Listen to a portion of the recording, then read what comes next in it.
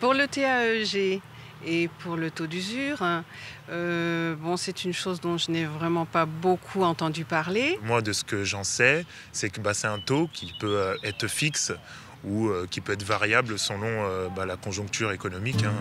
Aujourd'hui, Consomac vous détaille ce que sont le TAEG, taux annuel effectif global, et le taux d'usure. Il est important d'avoir connaissance de ces taux lorsque vous souscrivez un crédit à la consommation ou un crédit immobilier. Ils ont respectivement un rôle d'information et de protection.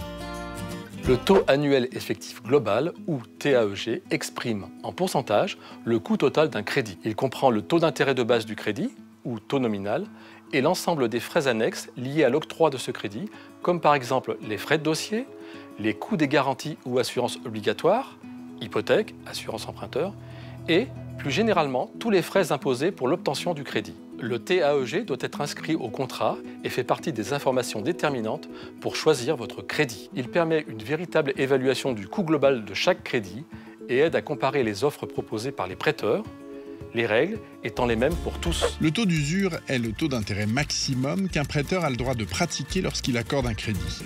Ce taux varie en fonction de plusieurs paramètres: le type de crédit, sa durée et son montant. La Banque de France fixe le taux d'usure à la fin de chaque trimestre pour le trimestre suivant, pour chaque catégorie de prêt. Il est calculé à partir des taux effectifs moyens pratiqués par les banques, augmentés d'un tiers.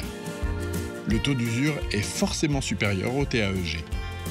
Le taux d'usure, lui, sert à protéger l'emprunteur contre des taux excessifs qui lui seraient proposés par les prêteurs.